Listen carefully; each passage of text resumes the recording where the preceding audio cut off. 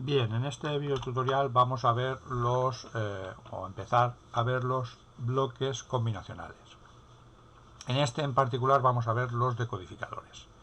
Pero primero vamos a ver en plan general qué es un sistema combinacional. Un sistema combinacional, en pocas palabras, sería un bloque que tiene una serie de entradas y una serie de salidas que son función exclusivamente de las entradas. ¿Qué significa esto? Que no sucede como en otros sistemas llamados secuenciales, en los que las salidas son función tanto de las entradas como de la historia pasada, o sea, por qué estados ha pasado ese circuito anteriormente. Bien, vamos a ver bloques dentro de lo que se llama media escala de integración, MSI. Son bloques que contienen entre 12 y 100 puertas y que realizan una función particular. Estos bloques, el estudio de estos bloques es interesante porque constituye la base con la que se construye cualquier circuito que podáis encontrar en un sistema digital, por ejemplo en un ordenador.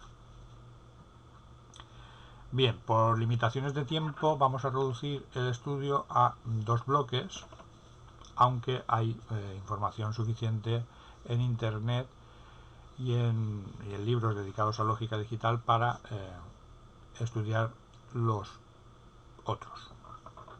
Los bloques que vamos a estudiar son los decodificadores y los multiplexores. En este bloque particular, o en este video tutorial, vamos a ver un poquitín cómo funciona un decodificador. Bien, el decodificador es un bloque combinacional que tiene una entrada o una serie de entradas que forman un código y las salidas correspondientes que ya decodifican ese código.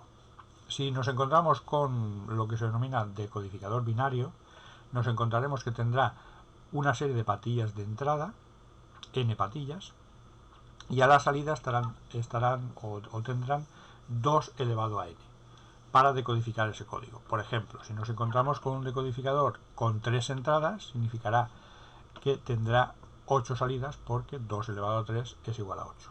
Eso sería un decodificador cuyo código de entrada sería el octal y la salida estaría decodificada. Bien, vamos a ver precisamente ese bloque y lo vamos a ver con este circuito.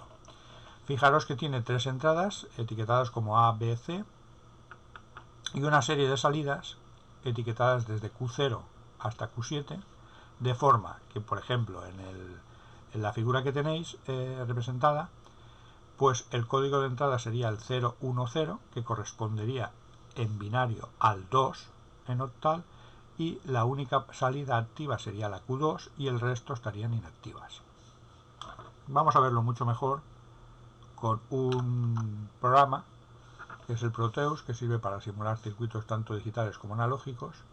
Y aquí os he preparado el mismo circuito que teníamos en la presentación y vamos a ver cómo funciona.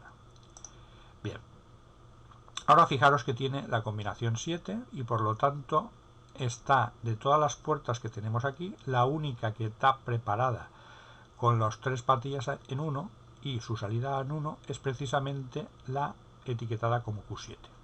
Así sucederá con cualquier combinación de entrada. Es decir, si yo coloco la combinación, por ejemplo, 2, que es la que había en la figura, si os fijáis, todas las puertas A tienen algún 0, lo cual fuerza 0, excepto la que precisamente decodifica la combinación binaria 2. En este caso, esta de aquí que estoy señalando.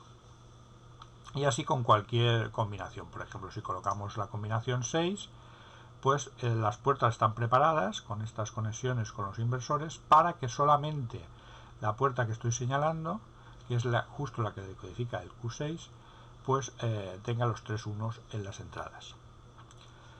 Como cuando vimos la realización de funciones de forma manual, vimos que cada una de las líneas de la tabla de la verdad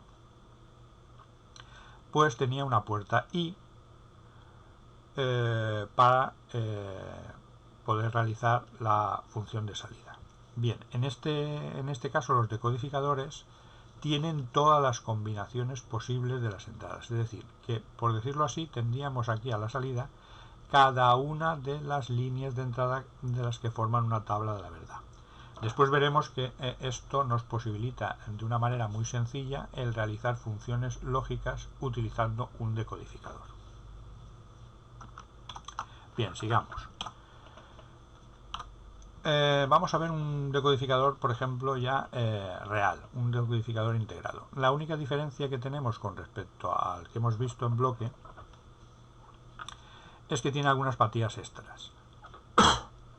En la figura podéis ver el símbolo. El integrado es el 74138.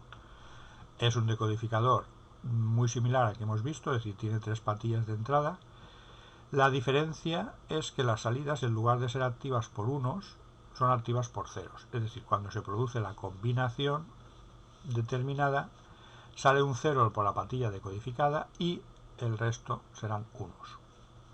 Y aparte tiene unas entradas de lo que se conoce como habilitación, enable. Para que el circuito funcione y realice su función, estas patillas tienen que estar en un estado determinado.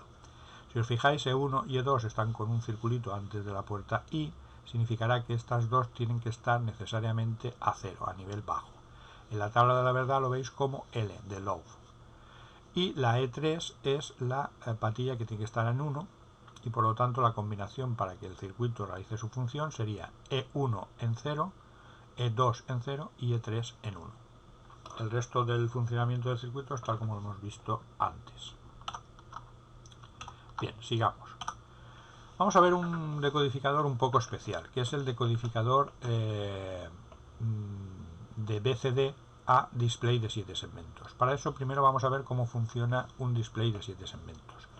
El display de 7 segmentos es un elemento que se utiliza para representar números. Generalmente las representaciones que tiene son desde el 0 hasta el 9, aunque se pueden formar algunas letras, pero básicamente está pensado para números.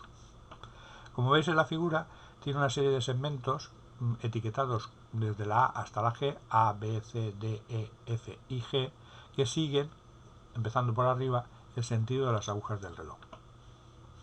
Bien, existen dos tipos de display de 7 segmentos. Un tipo que se llama display de ánodo común, que es el que tenéis representado aquí, el que tiene los segmentos en rojo, porque todos los diodos de cada uno de los segmentos, cada segmento es un diodo LED, todos los diodos están conectados su ánodo a un punto común y a VCC. De forma que para encender los segmentos necesitamos aplicarles ceros en las entradas que quedan libres, que en este caso son los cátodos. Y tenemos otro tipo que se llama de cátodo común, en el que todos los cátodos de los diodos están conectados a masa, y para poder encender cada uno de los segmentos deberemos aplicar un 1 en la patilla que le queda libre, que en este caso serían ánodos. Lo vamos a ver con otro circuito que os he preparado.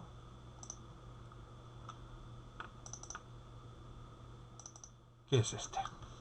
Vamos a ampliar un poco ahí está. Y aquí tenéis el circuito de ánodo común y aquí tenemos el circuito de cátodo común. Si os fijáis, el de ánodo común necesita ceros. Si ponemos un 1 apagamos el segmento. Y el de cátodo común, que todos los cátodos están a masa, pues necesita necesita unos para encender el segmento determinado. Bien. Vamos a ver un ejemplo determinado, que es el 7447, que es un integrado de codificador BCD de 7 segmentos que tiene las 4 patillas de entradas para indicar el código BCD desde 0000, que correspondería a la representación del 0, hasta 1001, que sería el 9.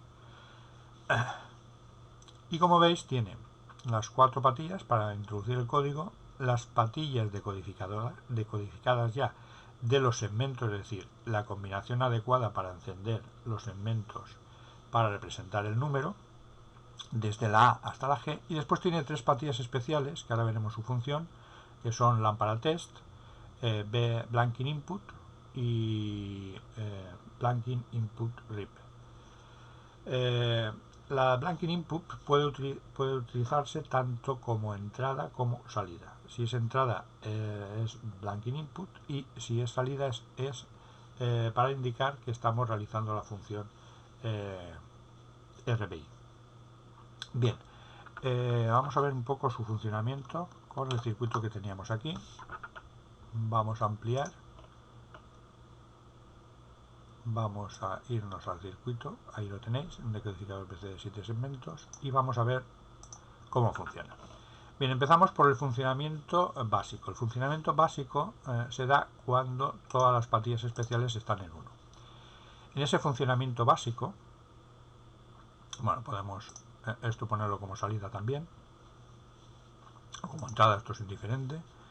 Vemos que la combinación de la entrada, por ejemplo, si coloco todos ceros, aparece el símbolo 0, si coloco el 1, aparece el 1, si coloco el 2, el 2, si coloco la combinación 3, aparecen los encendidos y apagados correspondientes a esa combinación.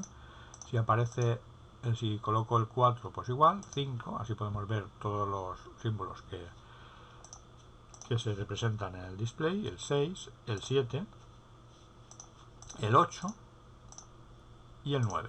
Si nos pasamos de combinación, posiblemente aparezcan símbolos extraños, o en otros tipos de integrados aparece totalmente apagado el segmento, el display.